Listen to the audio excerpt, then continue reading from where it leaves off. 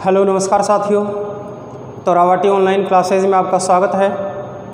आज हम हमारी नेक्स्ट इस क्लास में देखेंगे जलवायु के संदर्भ में भारतीय जलवायु को प्रभावित करने वाले कारक। उससे पहले हमने देखा था भारतीय जलवायु के संदर्भ में जलवायु को प्रभावित करने वाले कारकों से पहले जलवायु के कारक, जलवायु तथा मौसम को समान कारक प्रभावित करते हैं। उसमें हमने देखा था समान रूप से तापमान, वायुदाब, पवनों की दिशा स्थिति, ये समान रूप से जलवायु के संदर्भ में जलवायु तथा मौसम दोनों को निर्धारित करने वाले कारक थे। आज हम जानकारी लेंगे हमारे अगले पॉइंट की। पॉइंट है हमारा भारत की जलवायु को प्रभावित करने वाले कारक। कौन कौन से कारक भारतीय जलवायु को प्रभावित करते हैं, तो सबसे पहले हम देखें इन कारकों को, कौन कौन से कारक भारतीय जलवायु को प्रभावित करते हैं। उनमें सबसे पहले हम देखें अक्षांशीय स्थिति। अक्षांशीय स्थिति। नेक्स्ट हम चर्चा करें समुद्र तल से ऊंचाई।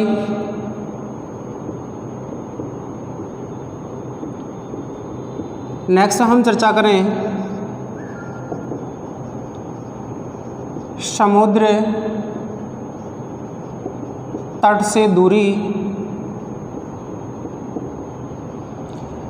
नेक्स्ट पॉइंट है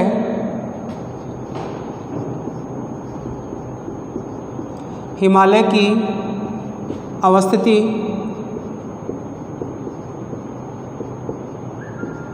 हिमालय की अवस्थिति।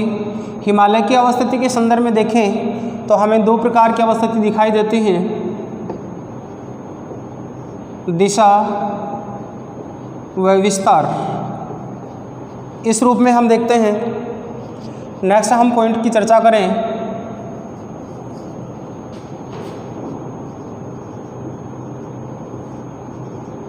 उच्चावच की स्थिति। भारतीय जलवायु को प्रभावित करने वाले ये प्रमुख कारण माने जाते हैं। हम सबसे पहले हम देखेंगे भारतीय जलवायु को प्रभावित करने वाले इन कारकों का योगदान भारतीय जलवायु पर किस प्रकार से पड़ता है। तो सबसे पहले हमारा है अक्षांशीय स्थिति। जैसा कि सब जानते हैं, अक्षांशों के अनुसार तापमान में परिवर्तन आता है। तापमान में परिवर्तन ही जलवायु परिवर्तन का कारण बनता है। जैसा कि हम जानते हैं भूमध्य रेखा क्षेत्र जो वर्ष भर उष्णता वाला क्षेत्र होता है, सूर्य की किरणों का सर्वाधिक प्रभाव रहता है। सूर्य की किरणें सर्वाधिक भूमध्य रेखीय क्षेत्र में सर्वाधिक गिरती हैं, इसलिए इस क्षेत्र में वर्ष भर गर्मी के कारण से उष्ण जलवायु बनी रहती है। साथ ही जब हम उत्तर में कर्क रेखा तथा दक्षिण में मकर रेखा से हम उच्च अक्षांशों की ओर चलते हैं, 66.5 डिग्री उत्तरी अक्षांश तथा 66.5 डिग्री दक्षिणी अक्षांश के मध्य सूर्य की किरणों का जो कोण है वो तिरछा होता है। इस अवस्था में सूर्य की जो प्राप्त किरणें हैं, जिनको सौर विकिरण कहा जाता है, उनसे ताप की कम प्राप्ति हो पाती है। और यही कारण है कि धीरे धीरे कर्क रेखा से उत्तर में तथा मकर रेखा से दक्षिण में तापमान में कमी आने लगती है। साथ ही तापमान में कमी जलवायु में परिवर्तन लाती है और वो जलवायु बनती है शीतोष्ण जलवायु। तथा अंतिम रूप से हम देखें तो 66.5 डिग्री उत्तरी अक्षांश से ध्रुव तक तथा 66.5 डिग्री दक्षिणी अक्षांश से दक्षिणी ध्रुव तक की जो स्थिति है, वहाँ किरणों का तिरछापन धरातल ये स्थिति को कम गर्म कर पाता है। साथ ही वहाँ वर्ष भर ठंडक बनी रहती है या शीत जलवायु बनती है। तो इस प्रकार से अक्षांशीय स्थिति के अनुसार जलवायु का निर्धारण होता है। भारत में ये जलवायु किस प्रकार से बनती है, इसको एक बार देखेंगे। तो ये यहाँ तक आप देख पाए होंगे। भारतीय जलवायु के संदर्भ में प्रभावित करने वाले कारकों में अक्षांशीय स्थिति, समुद्र तल से ऊंचाई, समुद्र तल से दूरी, हिमालय की अवस्थिति और उच्चावच की जो परिस्थिति है, वो भारतीय जलवायु को निर्धारित करने वाले मुख्य कारणों में या मुख्य कारक माने जाते हैं। अक्षांश भारतीय जलवायु को किस प्रकार से प्रभावित करते हैं, एक बार के लिए ध्यान दें। देखें हम अक्षांशीय स्थिति को, तो हम सबसे पहले देख पाते हैं संपूर्ण पृथ्वी के संदर्भ में समझें, फिर भारत के संदर्भ में समझें। तो संपूर्ण पृथ्वी या ग्लोब की स्थिति है कुछ इस प्रकार से पाई जाती है। इस स्थिति में हम संपूर्ण पृथ्वी को अक्षांशीय आधार पर देखें तो पृथ्वी के मध्य से होकर गुजरने वाली 0 डिग्री अक्षांश रेखा, 0 डिग्री अक्षांश रेखा या इसी को विषुवत रेखा या भूमध्य रेखा के नाम से जाना जाता है। इसके उत्तर में 23.5 डिग्री उत्तरी अक्षांश रेखा, 23.5 डिग्री उत्तरी अक्षांश रेखा, उत्तरी अक्षांश रेखा, इसी को कहा जाता है कर्क रेखा। इसके उत्तर में 66.5 डिग्री उत्तरी अक्षांश तथा अंत में 90 डिग्री ध्रुव, इसको कहा जाता है उत्तरी ध्रुव। इस चीज़ को समझे पहले हम पृथ्वी के संदर्भ में देखेंगे, तब हम हमारी स्थिति को जान पाएंगे किस प्रकार से व्यवस्थित हैं ये अक्षांश रेखाएं और किस प्रकार से जलवायु को प्रभावित करती हैं। दक्षिण में पड़ने वाली इस 23.5 डिग्री दक्षिणी अक्षांश रेखा को, दक्षिणी अक्षांश रेखा, इसको कहा जाता है मकर रेखा। दक्षिण में पड़ने वाले 66.5 डिग्री अक्षांश रेखा को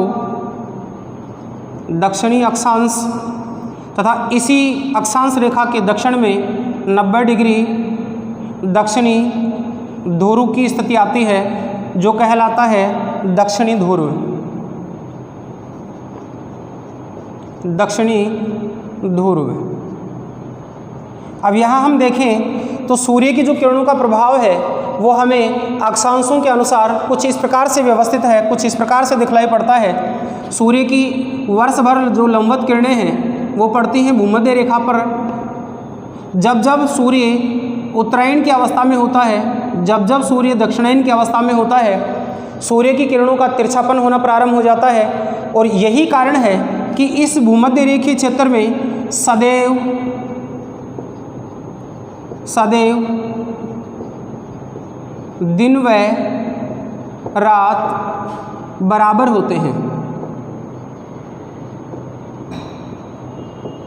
दिन व रात बराबर होते हैं। आपके लिए एक नया प्रश्न है, धरातल का वह भाग या पृथ्वी का वह भाग या ग्लोब का वह भाग जहां दिन रात सदैव बराबर होते हैं, ये स्थिति बनती है विषुवत रेखा पर। सदैव बराबर होते हैं, 12 घंटे के दिन और 12 घंटे की रात होती है, तो सदैव ये स्थिति 12-12 घंटे की होती है, 12-12 घंटे की होती है। जब हम उत्तर की ओर चलते हैं तो जब सूर्य की उपस्थिति कर्क रेखा पर होती है तो कर्क रेखा पर गर्मी पड़ना प्रारंभ होती है। सन की स्थिति, जब सूर्य की स्थिति कर्क रेखा पर होती है, ये स्थिति हम देख पाते हैं कि 21 जून सूर्य की सीधी स्थिति कर्क रेखा पर होती है। इस समय कर्क रेखा पर ग्रीष्म ऋतु होती है, ग्रीष्म ऋतु होती है तथा दिन बड़ा व रात छोटी होती है, दिन बड़ा व रात छोटी होती है। ये इसी को लेकर के किए जाने वाले प्रश्न हैं। जब सूर्य की स्थिति 21 जून को सीधी चमकती है, उस समय दिन व रात्रि की अवधि किस अवस्था में पाई जाती है? तो जब सूर्य की स्थिति कर्क रेखा पर होती है, तारीख होती है 21 जून, जब अधिकतम सूर्य की सीधी किरणें पड़ती हैं। 21 जून के बाद सूर्य वापस दक्षिण की ओर गमन करता है। इस परिस्थिति में सूर्य की किरणों का जो प्रभाव है वो कम होता है तथा धीरे धीरे दिन की अवधि घटने लगती है तथा रात्रि की अवधि बढ़ने लगती है। अंतिम अवस्था में देखें तो यही अवस्था जब हमें सूर्य की उपस्थिति मकर रेखा पर देखने को मिलती है, तो मकर रेखा पर ये स्थिति 22 दिसंबर को बनती है, 22 दिसंबर को बनती है। सूर्य की ये उपस्थिति 22 दिसंबर को बनती है। 22 दिसंबर को मकर रेखा पर दिन की अवधि लंबी व रात की अवधि छोटी होती है। छोटी होती है। रात की अवधि छोटी होती है। इस प्रकार से भी आपके सामने प्रश्न आता है कि जब भूमध्य रेखीय क्षेत्र में सूर्य होता है तो दिन रात की अवधि समान मानते हैं, तथा जब सूर्य कर्क रेखा पर होता है तो उत्तरी गोलार्ध में दिन बड़ा होता है तथा रात छोटी होती है। यही स्थिति जब 22 दिसंबर को मकर रेखा पर बनती है तो मकर रेखा वाली स्थिति में सूर्य की उपस्थिति अधिक होने के कारण गर्मी भी अधिक पड़ती है तथा दिन की अवधि भी अधिक होती है तथा रात्रि की अवधि छोटी हो जाती है। अब यहाँ प्रश्न अपने लिए कॉमन निकल करके आता है, जो भारत की जलवायु के अतिरिक्त भी प्रश्न बनता है, क्योंकि भारतीय जलवायु का सीधा संबंध कर्क रेखा से है, लेकिन इसके अतिरिक्त भी प्रश्न को उल्टी तरीके से दिया जाता है। अगर 22 दिसंबर को सूर्य की उपस्थिति मकर रेखा पर है तो उस समय भारत की स्थिति में दिन व रात होंगे, तो ये परिस्थिति उल्टी होगी। ऋतु सर्द ऋतु होगी तथा दिन छोटा व रातें बड़ी होगी। कॉमन सा है जिसको हम अभी तक अनुभव कर चुके हैं। हम सामान्य रूप से इन ऋतुओं का आभास हमारे जीवन के साथ देखते हैं। जब शीत ऋतु होती है तो रातें बड़ी व दिन छोटा होता है तथा ग्रीष्म ऋतु होती है तो दिन बड़े व रातें छोटी होती हैं। यही कारण होता है कि जब दिन बड़े व रात छोटी होती हैं तो ग्रीष्म ऋतु आती है तथा जब रातें बड़ी व दिन छोटी होती है या दिन की अवधि कम होती है तब शीत ऋतु बनती है। ये कारण होता है कि दिन में दिया हुआ जो ऊष्मा है, सूर्य द्वारा छोड़ी गई किरणें हैं, उनका प्रभाव जब तक अपनी ऊष्मा का पृथ्वी उत्सर्जन करे उससे पहले ही सूर्योदय की स्थिति पुनः हो जाती है। यही कारण है कि अपने द्वारा ली गई ऊष्मा को पृथ्वी रात्रि के समय त्याग नहीं पाती और ऊष्मा का शेष भाग बचा रहता है तथा अगले ही दिन सूर्य पुनः अपनी ऊष्मा को देना प्रारंभ कर देता है और दिनों दिन तापमानों में वृद्धि होती चली जाती है तथा तापमान अधिक हो जाते हैं और ग्रीष्म ऋतु बन जाती है। इस प्रकार से अगर हम देखें तो भारत की जो स्थिति है वो कुछ इस स्थिति में पाई जाती है।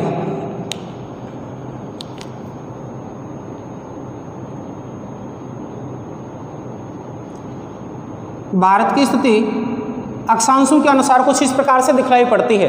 तो यहाँ हम अक्षांशों के अनुसार देखें तो भारत की स्थिति अक्षांशों में हम पाते हैं 8 डिग्री 4 मिनट उत्तरी अक्षांश। यहाँ हम एक छोटा भारत का मानचित्र बना करके देखें, ये स्थिति भारत के साथ में है। जैसा हम जान चुके हैं भारत की अक्षांश की जो स्थिति है वो 8 डिग्री 4 मिनट उत्तरी अक्षांश से प्रारंभ होती है तथा उत्तर में 37 डिग्री 6 मिनट उत्तरी अक्षांश पर समाप्त होती है। यह हमारी विगत क्लासों के साथ भारत की जो सामान्य जानकारी थी उसके साथ आपने देखा होगा। अगर नहीं देखा है तो हमारे इन विगत वीडियो क्लासों को आप देखें और यहाँ इन जानकारियों को समझने के लिए तथा अपने इन एग्जामों में आने वाले प्रश्नों को क्लियर करने के लिए हमारी विगत क्लासों को आप जरूर वॉच आउट करें। देखिए, जब सूर्य की उपस्थिति हम देख पा रहे हैं कि सूर्य की उपस्थिति जब कर्क रेखा पर होती है, जब कर्क रेखा की स्थिति होती है 21 जून को, 21 जून के दिन सूर्य की उपस्थिति कर्क रेखा पर सीधी होती है। उस समय भारत में ग्रीष्म ऋतु होती है। ये समय होता है ग्रीष्म ऋतु का और इसी समय सूर्य में गर्मी का जो प्रभाव है वो उत्तरी गोलार्ध में अधिक होने के कारण भारत का अधिकांश भाग है वो अधिक ऊष्मा पाकर गर्म हो जाता है और यही प्रभाव है कि इसके दक्षिण से गुजरने वाली भूमध्य रेखा जो 0 डिग्री अक्षांश रेखा है, इस 0 डिग्री अक्षांश के मध्य तक संपूर्ण जो क्षेत्र है वो गर्म रहता है। तो यहाँ देखें,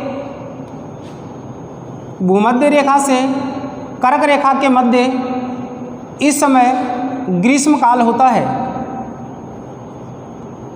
ग्रीष्म काल की स्थिति होती है। जब हम देखते हैं कि सूर्य कर्क रेखा पर सीधा होता है तो दिन व रात की अवधि में बड़ा परिवर्तन होता है। दिन बड़ा व रातें छोटी होती हैं। तो दिन के समय दी गई जो ऊष्मा है वो पृथ्वी ग्रहण करने के बाद में रात्रि के समय उसका संपूर्ण उत्सर्जन नहीं करने के कारण शेष ऊष्मा बची रहती है और ये उत्तरी गोलार्ध में गर्मी का कारण बनता है। तथा इससे उत्तर की ओर जाएं तो सूर्य की किरणों का प्रभाव है वो तिरछा हो जाता है, तिरछी किरणें पड़ना प्रारंभ करती हैं और यही तिरछी किरणें कम ऊष्मा देती हैं। तिरछी किरणें पड़ती हैं तथा तिरछी किरणों से ऊष्मा कम प्राप्त होती है। तिरछी किरणें कम ऊष्मा देती हैं कम ऊष्मा देती है। यही कारण है कि भारत में जब सूर्य कर्क रेखा के ऊपर सीधा चमक रहा होता है तो भारत का दक्षिणवर्ती भाग है ये अधिक गर्म होता है तथा उत्तरी भाग कम गर्म हो पाता है। तो इस कर्क रेखा के दक्षिणी भाग में भारत में गर्मी अधिक पड़ती है तथा इसके उत्तरी भाग में कम गर्मी पड़ती है, इसलिए इस क्षेत्र की जो जलवायु है वो बन जाती है उपोष्ण प्रकार की जलवायु। उपोष्ण जलवायु तथा दक्षिणी भाग की जो जलवायु है वो बनती है उष्ण जलवायु। अब यहाँ ध्यान दें, ये ग्रीष्म काल की अवस्था है जब ग्रीष्म ऋतु में सूर्य की जो उपस्थिति है कर्क रेखा पर होने के कारण कर्क रेखा के दक्षिणी भाग में तो उष्ण जलवायु का निर्धारण होता है तथा उत्तरी भाग में उपोष्ण प्रकार की जलवायु का निर्धारण होता है। लेकिन जब शीतकाल आता है अर्थात सूर्य की उपस्थिति 22 दिसंबर को मकर रेखा पर होती है, उस समय ये स्थिति नीचे दक्षिण में होती है, अर्थात ये उपस्थिति मकर रेखा पर होती है और मकर रेखा की स्थिति में सूर्य की जो किरणें हैं वो सीधी किरणें मकर रेखा पर पड़ती हैं तथा कर्क रेखा पर सूर्य की किरणें तिरछी पड़ती हैं। यही कारण है कि दक्षिणवर्ती जो भाग है ये तो कुछ गर्म रह जाता है, लेकिन शीतकाल में भारत का जो कर्क रेखा के उत्तरीवर्ती भाग है यहाँ की जलवायु है वो शीतोष्ण बन जाती है। शीतोष्ण जलवायु बन जाती है। ये स्थिति कब बनती है? जब शीत ऋतु होती है,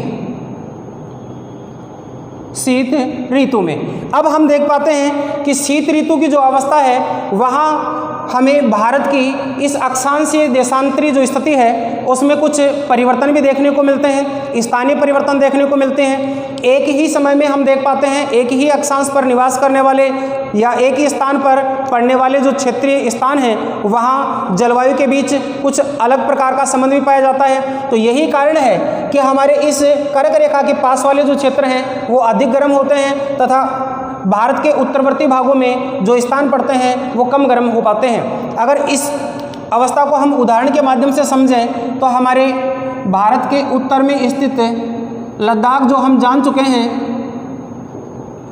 लद्दाख क्षेत्र जो कि ग्रीष्म ऋतु में भी कम तापमान वाला होता है अर्थात ठंडा रहता है तथा यही इसी समय पड़ने वाली गर्मी के कारण से पश्चिमी थार का जो मरुस्थल है इस क्षेत्र में गर्मी अधिक पड़ती है और ये गर्म रहता है।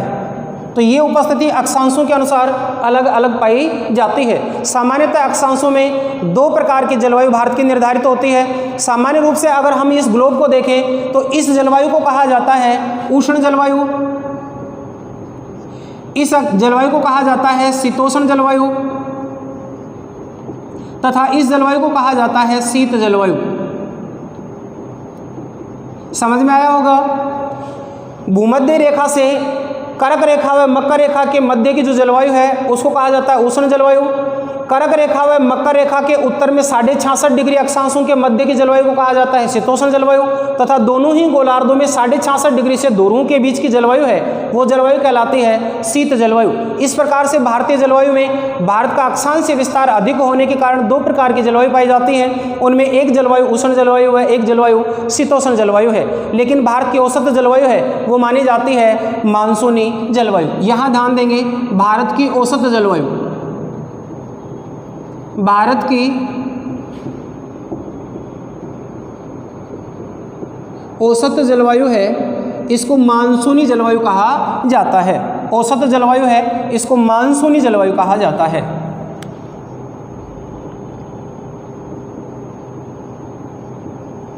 क्यों कहा जाता है आगे आने वाले पॉइंटों में हम चर्चा करेंगे मानसून के बारे में। भारत की मानसून में क्रिया विधि है उसको समझेंगे।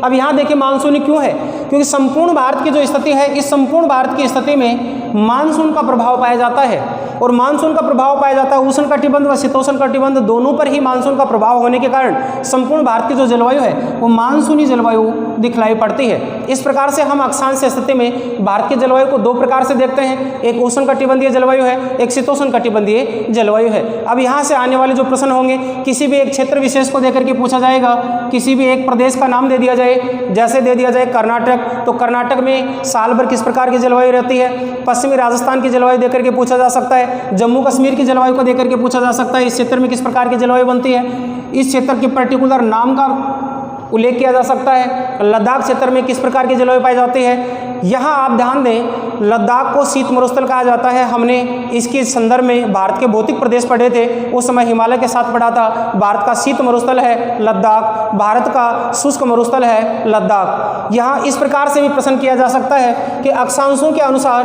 भारत की जलवायु है उसका निर्धारण कौन सा अक्षांश करता है? तो भारत के मध्य से गुजरने वाला 23.5 डिग्री उत्तरी अक्षांश, जिसको कर्क रेखा कहा जाता है, ये भारत की जलवायु को निर्धारित करने वाला अक्षांश कहलाता है। तो कर्क रेखा भारत का निर्धारक अक्षांश है जो जलवायु का निर्धारण करता है, अर्थात जलवायु निर्धारक अक्षांश माना जाता है। आगे हम चर्चा करते हैं अगले पॉइंट की। हमारा पॉइंट है समुद्र तल से ऊंचाई। समुद्र तल से ऊंचाई, इसको हम देखें किस प्रकार से जलवायु को प्रभावित करता है। तो एक कॉमन फैक्ट है कि धरातल के वह क्षेत्र, वह भाग जो अधिक ऊंचे होते हैं वो साल भर ठंडे रहते हैं, तथा वह भाग जो कम ऊंचे होते हैं वहाँ तापमानों में परिवर्तन पाया जाता है। यही कारण है कि भारत में हिमालय वाला क्षेत्र है जहाँ अधिक ऊंचाई होने के कारण साल भर बर्फ जमी रहती है या ग्लेशियर पाए जाते हैं। यही कारण है कि हमारा हिमालय प्रदेश है वो ठंडा रहता है, तथा सामान्य ऊंचाई वाले जो क्षेत्र हैं वहाँ उष्णता ज़्यादा पड़ती है, गर्मी ज़्यादा पड़ती है।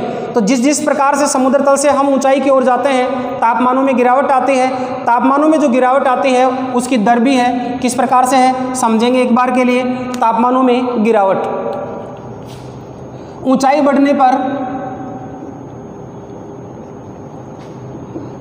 बढ़ने पर तापमान में कमी आती है। तापमान में कमी आती है। अब तापमान में कमी आती है तो तापमान में कमी है उसका रेशियो पाया जाता है, वो होता है 165 मीटर की ऊंचाई पर 1 डिग्री सेंटीग्रेड ताप में कमी।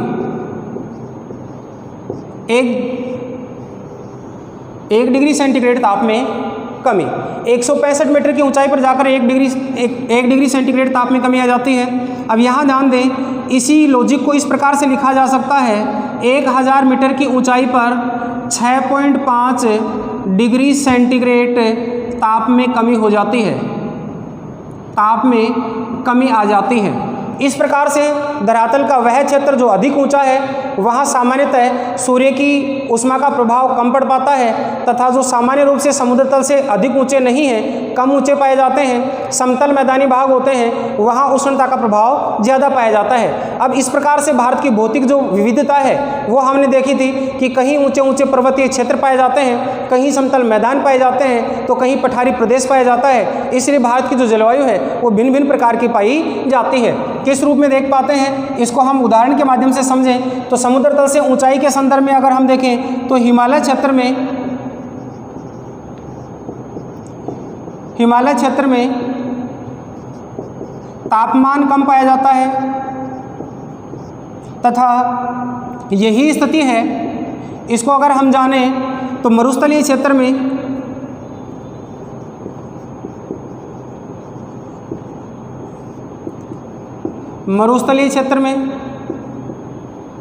वह उत्तरी मैदानों में तापमान अधिक पाया जाता है। तापमान अधिक पाया जाता है। किस प्रकार से पाया जाता है? समान ऋतुओं में। एक ही प्रकार की अगर ऋतु है तो समान ऋतु में ये परिवर्तन देखने को मिलता है।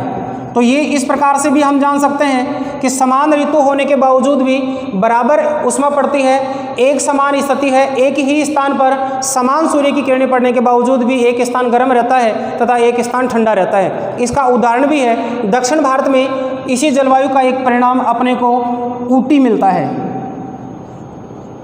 जिसको उडुक मंगलूड कहा जाता है।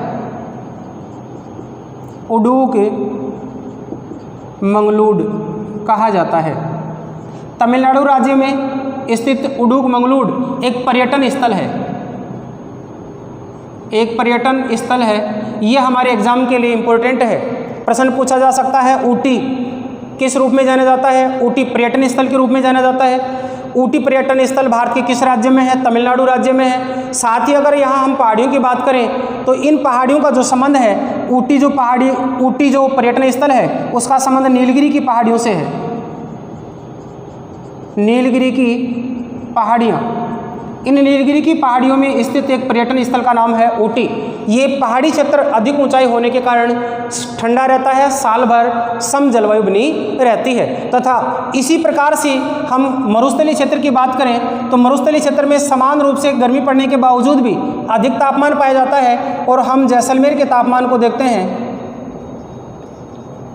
जैसलमेर इसका तापमान अधिकतम होता है 50 डिग्री सेंटीग्रेड तापमान, यहाँ तक चला जाता है। साथ ही अगर हम देखें मैदानी प्रदेशों की तो मैदानी प्रदेशों में भी औसत रूप से कम ऊंचाई होने के कारण ऊष्मा का प्रभाव ज़्यादा रहता है। तो यही कारण है कि सामान्य रूप से कम ऊंचे क्षेत्र गर्म रहते हैं तथा अधिक ऊंचे क्षेत्र ठंडे रहते हैं। यही कारण है कि हिमालय में ग्लेशियर पाए जाते हैं, मरुस्थलीय क्षेत्र गर्म है क्योंकि ऊंचाई कम पाई जाती है। तथा जहां हमने अभी भारत के मानचित्र में देखा था कि कर्क रेखा से दक्षिण में उष्णता ज़्यादा होती है, बावजूद भी तमिलनाडु में एक ऊटी नामक स्थान है, वो पर्यटन स्थल के रूप में जाना जाता है। इस प्रकार से समान रूप से सागर तल से ऊंचाई है वो धीरे धीरे तापमान में कमी लाती है और तापमान में जो कमी की दर है वो 165 मीटर की ऊंचाई पर 1 डिग्री सेंटीग्रेड तापमान में कमी आ जाती है। इसी तापमान की दर को इस प्रकार से व्यवस्थित किया जा सकता है, 1000 मीटर की ऊंचाई पर 6.5 डिग्री तापमान कम हो जाता है।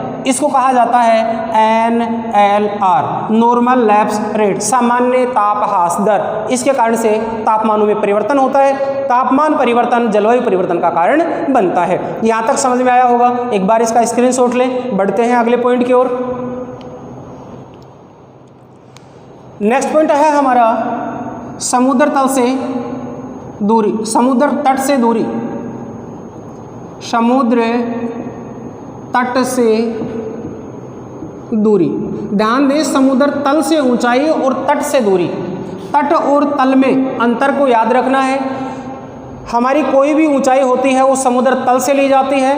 भारत की विगत क्लासों में आपको जानकारी दी जा चुकी है। समुद्र तल की जो औसत है स्थिति, जिसको हम ऊंचाई के साथ देखते हैं, हमारे समुद्र तल की स्थिति को चेन्नई से लिया जाता है। तो चेन्नई से हमारी औसत ऊंचाइयों को मापा जाता है। अब यहाँ ध्यान दें, समुद्र तट से दूरी ये हमारी जलवायु को किस प्रकार से प्रभावित करती है, तो इसको हम इस प्रकार से समझ सकते हैं। भारत के संदर्भ में समुद्र तट से दूरी अर्थात भारत की जो स्थिति है वो कुछ इस प्रकार से व्यवस्थित है।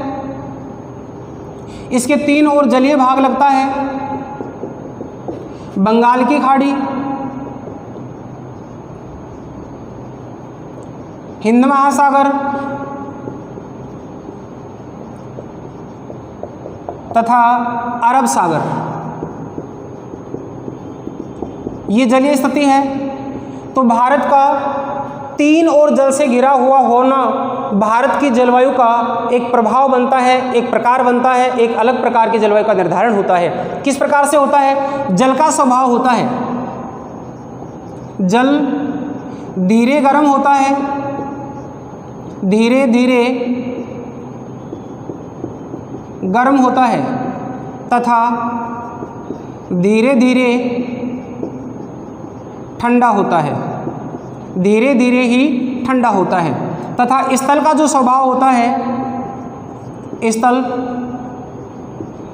जल्दी गर्म होता है तथा जल्दी ही ठंडा होता है, जल्दी ही ठंडा होता है। इस प्रकार से भारत के पास में जलीय भाग पड़ने के कारण हमने देखा कर्क रेखा की जो स्थिति है वो भारत में कुछ इस प्रकार से गुजरती है। यहाँ जब सूर्य की उपस्थिति होती है तो भारत का संपूर्ण भाग है वो गर्मी प्राप्त कर रहा होता है, लेकिन धरातलीय भाग जो है, स्थल है, ये तो गर्म हो जाता है तथा जलीय भाग है ये कम गर्म हो पाता है। गर्म तो होगा लेकिन कम गर्म होगा, क्योंकि धीरे ठंडा होगा, धीरे गर्म होगा। तो जल का स्वभाव धीरे गर्म होना, धीरे ठंडा होना, स्थल का जल्दी गर्म होना, जल्दी ठंडा होना। तो यहाँ स्थल और जल के प्रभाव के कारण से भारत की जो तटवर्तीय जो भाग की स्थिति है, उस तटवर्तीय भाग की स्थिति समान बनी रहती है। तथा आंतरिक भागों की जो स्थिति है वो अधिक ऊष्मायुक्त होती है। तो जब जब हम समुद्र तट से दूर चलेंगे, देखिए यही पॉइंट है, आगे हमारा स्थल और जल का स्वभाव है उसको डिफाइन करता है। इसके संदर्भ में यही आता है कि तटवर्ती भागों की जलवायु कैसी है, आंतरिक भागों की जलवायु कैसी है। यही स्थिति समुद्र तट से दूरी की है। जब जब हम समुद्र तट से दूरी की ओर जाते हैं तब जलवायु में परिवर्तन आता है, उष्ण जलवायु बन जाती है, उष्ण होगी तथा उष्ण के साथ ही शुष्क होगी। उष्ण जलवायु होगी और उष्ण के साथ में शुष्क जलवायु होगी। लेकिन समुद्र के तटवर्ती जो भाग हैं, इन भागों की जलवायु है वो उष्ण होने के साथ साथ में आर्द्र भी होगी, उष्ण भी होगी वह आर्द्र भी होगी। तो उष्ण व आर्द्र प्रकार की जलवायु पाई जाती है। अब एक ही भारत में समान अक्षांश स्थिति, सूर्य की किरणों का समान पड़ना, समान गर्मी का प्राप्त होना बावजूद भी दो प्रकार की जलवायु का निर्धारण करता है। इसी प्रकार से अगर हम और आगे की ओर चलें तो शेष भारत में जब हम कर्क रेखा के उत्तर में चले जाते हैं या कर्क रेखा के उत्तरी भागों की ओर जाते हैं तो समुद्र तटों से दूरी इस जलवायु को बदल देती है और शीतोष्ण प्रकार की जलवायु का निर्धारण कर देती है। शीतोष्ण प्रकार की शीतोष्ण जलवायु का निर्धारण कर देती है। इस प्रकार से भारत में दो अलग प्रकार की जलवायु का निर्धारण होता है, एक उष्ण जलवायु होती है, एक शीतोष्ण जलवायु होती है। उष्ण में भी तटवर्ती भागों की जो जलवायु होती है वो आर्द्र जलवायु होती है तथा आंतरिक भागों की जलवायु होती है वो उष्ण के साथ शुष्क होती है। तो शुष्क जलवायु का निर्धारण है वो आंतरिक भागों के साथ पाया जाता है तथा आर्द्र जलवायु का निर्धारण है वो तटवर्ती भागों के साथ पाया जाता है। जब ये दूरी बढ़ने लगती है तो जलवायु में परिवर्तन आ जाता है, शुष्क के साथ में या तो शीत बनती है या शुष्क के साथ उष्ण बनती है। इस प्रकार से समुद्र तट से जो दूरी होती है वो जलवायु में परिवर्तन लाती है। किस प्रकार से परिवर्तन लाती है? जल धीरे गर्म होता है, स्थल जल्दी गर्म होता है, जल धीरे ही ठंडा होता है, स्थल जल्दी ठंडा होता है और इसके परिणाम स्वरूप पवनों की गति प्रारंभ हो जाती है। इसको कहा जाता है स्थल समीर और जल समीर। आगे वाले पॉइंटों में देखेंगे। यहाँ तक समझ में आया होगा। चलते हैं अपनी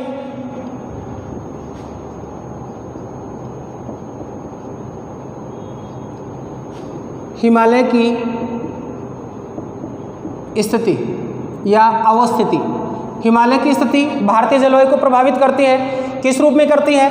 हमने देखा था हिमालय के भाग, इसको कहा हमने महान हिमालय।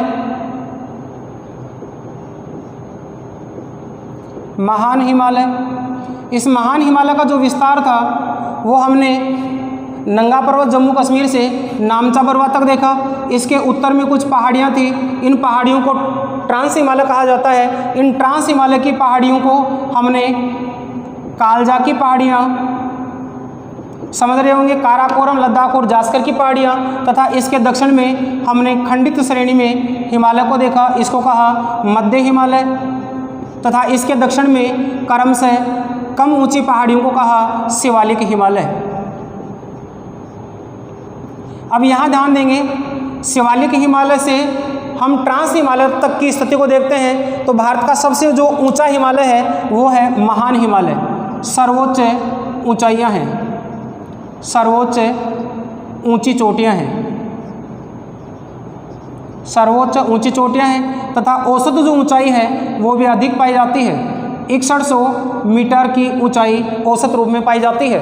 अब ये प्रभाव होता है कि हमने देखा जब सूर्य की उपस्थिति कर्क रेखा पर होती है उस समय सूर्य उत्तरी गोलार्ध में गर्मी देता है तथा जब सूर्य की उपस्थिति मकर रेखा पर होती है, दक्षिणी गोलार्ध में होता है, तो उत्तरी भारत में या भारत वाले क्षेत्र में शीत ऋतु बनती है। शीत ऋतु के समय यहाँ इस साइबेरियाई क्षेत्र में, साइबेरियाई क्षेत्र में शीत पवनें चलती हैं।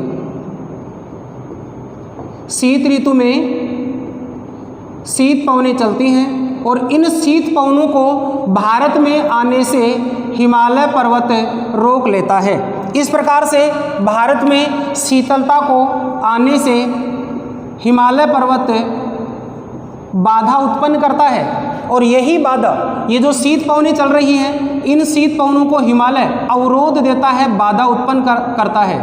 तो इस अवरोध के कारण से भारत में प्रवेश नहीं कर पाती, इस हिमालय को पार नहीं कर पाती, इससे टकरा करके इसी क्षेत्र में रुक जाती हैं तथा इस क्षेत्र में तो बन जाती है शीत जलवायु, तथा भारत की जलवायु शीत नहीं बन पाती तथा इस समय शीत ऋतु में भारत वाला जो क्षेत्र है जिसमें हम उत्तरी भारत की बात करें तो यहाँ शीतोष्ण प्रकार की जलवायु रह जाती है। शीतोष्ण प्रकार की जलवायु रहती है। अगर यही हिमालय हमारे भारत के उत्तर में नहीं होता या इसके विस्तार की अवस्था पश्चिम से पूर्व की ओर नहीं होती तो हमारे भारत की जलवायु कुछ अलग प्रकार की होती। तो हिमालय के संदर्भ में हमारी स्थिति यहाँ से निकल करके आती है। हिमालय हमारी जलवायु को किस प्रकार से प्रभावित करता है? साइबेरिया की ठंडी हवाओं को, साइबेरिया की ठंडी हवाओं को भारत में प्रवेश करने से,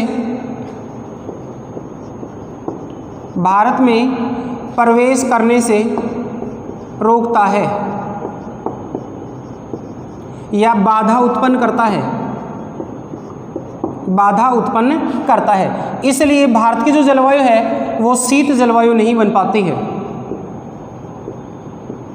शीत जलवायु के प्रभाव को कम करता है। शीत जलवायु के प्रभाव को कम करता है। अगर हिमालय नहीं होता तो भारत में शीत ऋतु में जाड़े की जो ऋतु है वो बिल्कुल भयंकर ठंडी होती, कठोर ठंड पड़ती, यहाँ हमारी कृषि भी प्रभावित हो जाती। इस प्रकार से साइबेरिया से आने वाली ठंडी हवाओं को बाधा देकर भारत में इनको प्रवेश करने से रोकता है तथा भारत की जलवायु में परिवर्तन ला देता है तथा इसकी जो स्थिति है वो पश्चिम से पूर्व की ओर होने के कारण इन पर प्रभाव मिलता है। पश्चिमी दिशा से पूर्वी दिशा में विस्तार, पूर्वी दिशा में विस्तार जलवायु का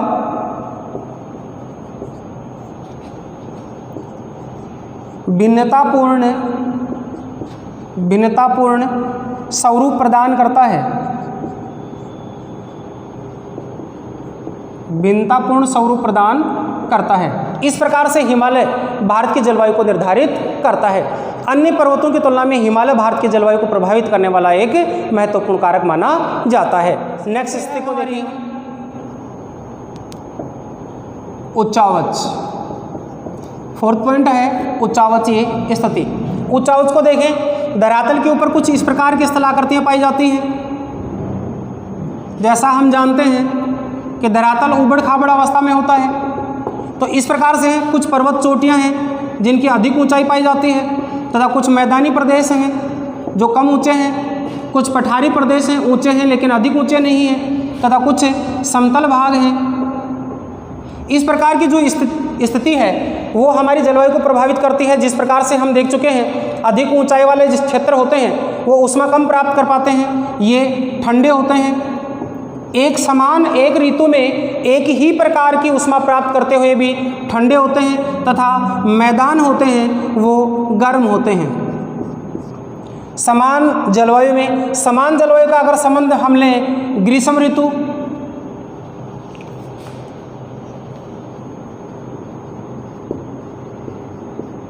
ग्रीष्म ऋतु, तो ग्रीष्म ऋतु की इसकी उपस्थिति तथा ग्रीष्म ऋतु में इसकी उपस्थिति समान नहीं होती है। ग्रीष्म ऋतु में एक स्थान है वो होता है ठंडा तथा एक स्थान होता है गर्म। सामान्य रूप से पठारी प्रदेश होते हैं, इनकी कुछ अलग उपस्थिति पाई जाती है। पठारी प्रदेश न तो अधिक गर्म होते हैं, न तो अधिक गर्म होते हैं तथा न ही अधिक ठंडे होते हैं, नहीं अधिक ठंडे होते हैं। क्यों नहीं होते हैं? यहाँ लॉजिकली आप समझेंगे। पठारों का जो निर्माण है वो सामान्यतः ज्वालामुखी से बने हैं।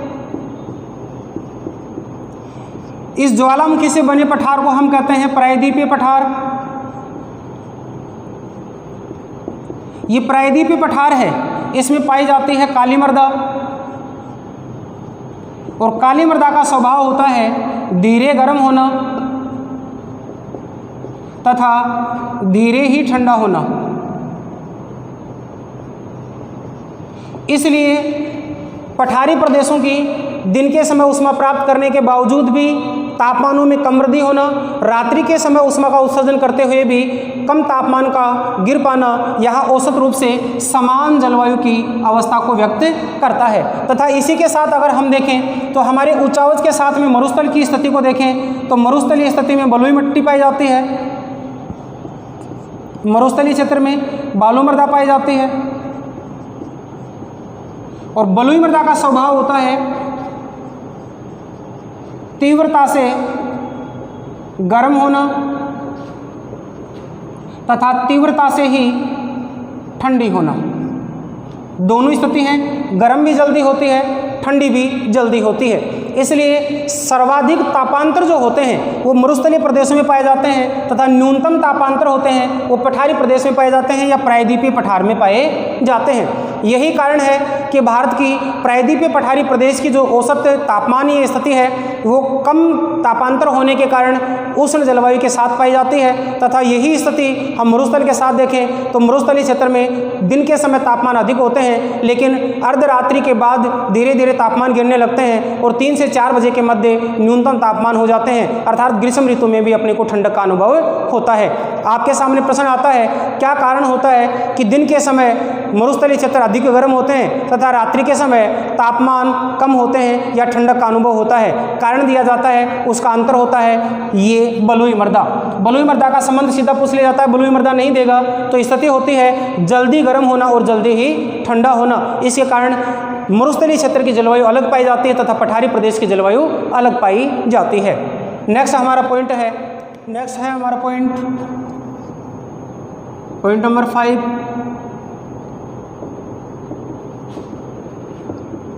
जल व स्थल का स्वभाव। जैसा कि हम जान चुके हैं जल व स्थल का स्वभाव अलग अलग होता है। दिन के समय जल है वो दिन के समय जल्दी गर्म होता है या धीरे गर्म होता है, बताएंगे आप। विगत पॉइंट में हमने इसकी चर्चा की है। दिन के समय जल होता है वो धीरे धीरे गर्म होता है, धीरे धीरे गर्म होता है, धीरे धीरे गर्म होता है। तथा रात्रि के समय धीरे धीरे ही ठंडा होता है।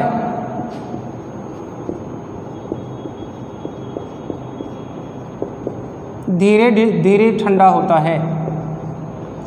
स्थल के साथ देखें तो स्थल होता है दिन के समय शीघ्र गर्म होता है, शीघ्र गर्म होता है तथा रात्रि के समय शीघ्र ठंडा होता है।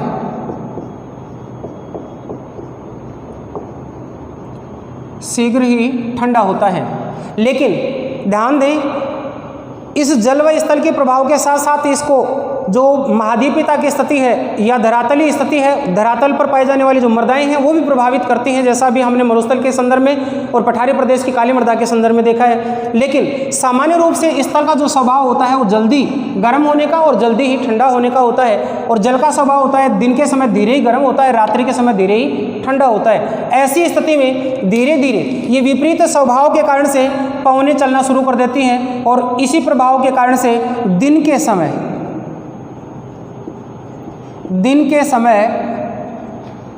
जल समीर चलता है।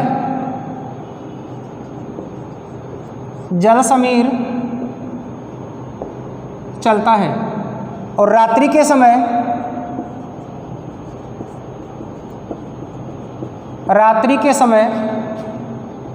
स्थल समीर चलता है।